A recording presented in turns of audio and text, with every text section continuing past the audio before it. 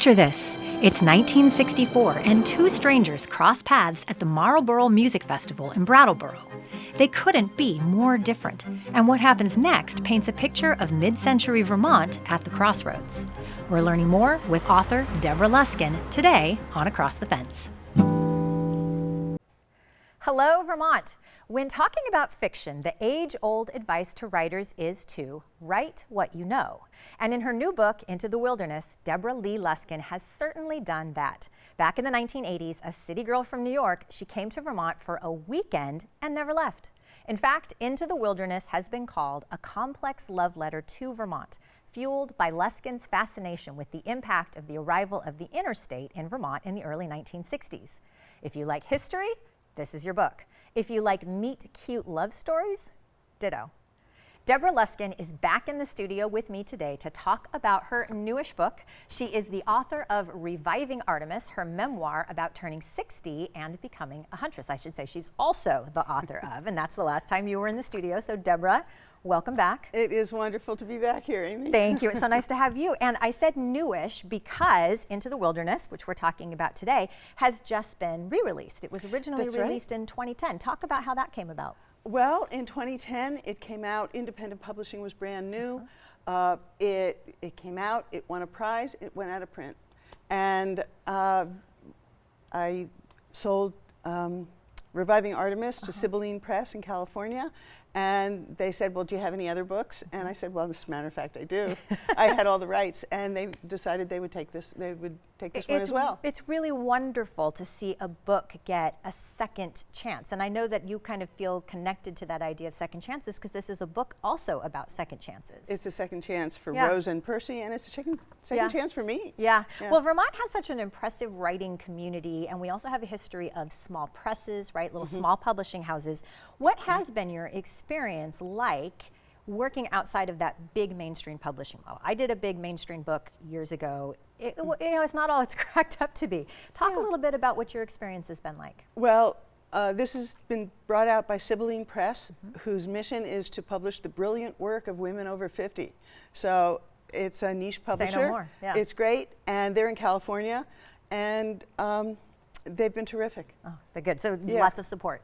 A lot of support. Love that. Okay, well, let's talk about the book. Tell me about Rose. So our two main characters, we have Rose, and now I'm going to talk about Percy. Tell me about Rose. Rose is a twice widowed Jewish New Yorker. She's an immigrant from Eastern Europe. She most recently lived in Miami. She's now widowed for the second time, and she doesn't know what she's going to do with the rest of her life. And she's got a son who has a summer place in Vermont and says, Ma, come and visit us. And she goes, what? You know, what am I going to do in Vermont?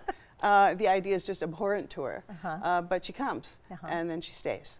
You have such a brilliant ear for dialogue and for dialect, and Rose has a very specific voice. Do you want to talk a little bit about her voice? She sounds like a New Yorker.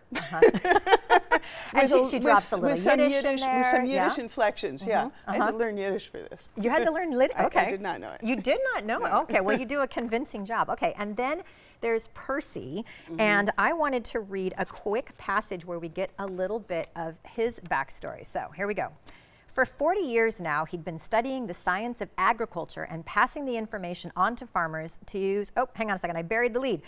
Percy had opted out of farm life, out of farming directly by working for the Extension Service. For 40 years now, he'd been studying the science of agriculture and passing the information on to farmers to use for the betterment of their livestock, their cover crops, their livelihood. Lots of the new information brought relief to farmers' aching limbs. How many manure trolleys had he helped install? There's a gob of back-breaking work saved right there. And then we go into automatic milkers, and I of course fell for this because we're an extension program, and here's Percy working for the extension. How did you give him that backstory? He is a minor character in an earlier unpublished book. This is the middle of what I think is a trilogy, and I had done so much research about it. The other book takes place on farming in 1958. So I'd done all this research, and I wanted to use it. And I think this book grew out of Percy. It's like I liked him so much in the other book. Rose is not in the other book.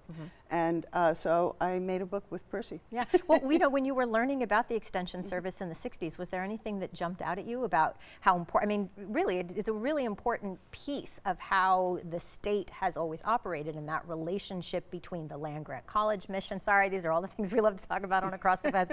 But I mean, about how the university and bringing information to farming communities. Well, for me, the university was a storehouse of special collections where I read extension booklets on the number of steps it takes a farm wife to make a bed and how you can save steps by using a duvet cover. Oh, that's fantastic. I mean, there's so much arcane stuff, So- and I well, loved it. yes. And I've tried to use it in every book. That's wonderful. Okay, so I want people to read the book, so I don't Okay. want you to give away the plot, but music does bring Rose and Percy together. They have a shared love of music. What role does music play in their story? Well, it's their common language. They don't speak the same, they come from different worlds, they don't speak the same language. They really dislike each other. They are so suspicious of each other. And they run into At the each beginning? other at the beginning. Okay.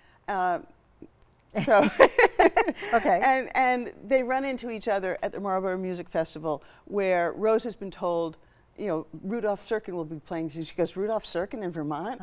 And so she goes there, but she's told by another person, the evil character, that, oh, Vermonters, you'll never see a Vermonter there. It's all for out-of-staters. And she sees Percy, who she's already seen at the 4th of July parade.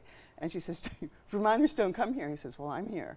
And that's where they talk about the 1964 GOP convention in San Francisco. Yeah. And where, yeah. Yeah, well, I was going to Yeah. say, because this is taking place in 1964, right? Right. And that time setting, I think, is important. It's a pivotal moment in Vermont history, also national history, because of what's happening politically. Want to Right. talk about that? Well, Just a little. a little. And this is why it's so good to have a second chance for this book, because it's 62 years now that it took place. And 62 years ago, Vermont was still a deeply red state, and it was just beginning to tilt towards deep blue, which it is now. And it had never voted for FDR. Vermont and Maine, Yeah. the only two states. So Percy and Rose, in part, some of their early banter goes around politics. And I think Right. it's fair to say that this book has a lot of exploration of assumptions. Assumptions that different folks are making about the people who they meet, what this place is like, how it operates. And so some of that love story is also based on letting go of some of your assumptions about another person. Yes, and Yeah. it's about welcoming the stranger and being the stranger, adapting to new circumstances, Yeah, which that's is really beautiful. ongoing. Yeah, and how has being 60 changed since the 1960s? Well, hugely. In 1964, when Percy was about to turn 65, his life expectancy was to be 68, and Rose, the same age, her life expectancy was to be 73. Yeah. And now people routinely live to be 80 and 90. Sure. And some to 100. Some of them become huntresses, when Right, they turn right. 60, We right? start You new are an lives. example. Right. Well, I picked one more passage for you to read. I really love this. So there's a lot of tradition in this book. Some of Rose's Jewish tradition about lighting candles in memorial, and she's always remembering people from her past. And this piece, she's been in Vermont for a while, and she's changed quite a bit. Do you want to read that for us? Sure. Outside her kitchen window, dusk gathered into night, and Rose sat sipping wine and nibbling bread. The candlelight bounced off the bare window and stared back at her like the eyes of a wild animal. Rose met its gaze, challenging whatever beast was outside to come in. But nothing entered, not even the ghosts of her husbands who visited her the last time she kept vigil. This time, instead of her neighbors' apartments pressing in on her from all sides, trees circled her house from across the lawn, and the wind knocked at her door. But no one walked in, not Sam, not Dory, not her parents, may they all rest in peace. Not even Manny's voice with its permanent edge of annoyance. At first, Rose heard nothing but silence, a silence so profound she could perceive the shadow of her own breath.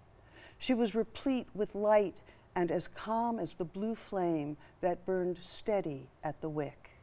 I think that's just really beautiful. And again, like you've woven in some of these Jewish traditions, and also sort of Rose beginning to share her traditions with people who hadn't had a lot of experience with encountering, you know, a woman from New York City, a Jewish woman from New York City. I thought, well, you know, did that mirror some of your own experience when you came in the 80s? It did. It did. And I found myself with not being very cognizant of Jewish tradition, having to explain them. Because I was suddenly an expert, Yeah. which I thought was kind of funny. Yeah. But in 1984, when I came, Madeline Kunin was running for governor. Well, so tell me a little bit more about, and this is, you know, kind of where we're going to end up. What did you learn about Vermont when you were writing this book? And then rewriting this book even? It's not. You didn't rewrite? It didn't okay. rewrite, All right, no. so it's exactly how it was written in 2010. I learned about Vermont politics and how it was, so 1964 was also when the Supreme Court decisions about reapportionment came down, and Vermont had to change how, one of the reasons Vermont was able to be such a Republican bastion was it was one town, one vote. Okay, this is definitely a much more complicated story than we have time to get into, but there's so much wonderful stuff here, and Into the Wilderness is available from booksellers now, or check with your local library. Also, if you missed our previous interview with Deborah about reviving Artemis, you can find that on the Across the Fence YouTube channel. It's definitely worth a watch. And this book is definitely worth a read. Deborah Luskin, thank you so much for joining me today. And thank you for having me here. Our pleasure. And as always, thank you, Vermont, for learning and exploring with me today. And thanks to the team that makes Across the Fence possible. I'm Amy Finlay. This is Across the Fence. Come back and let's learn and explore again tomorrow.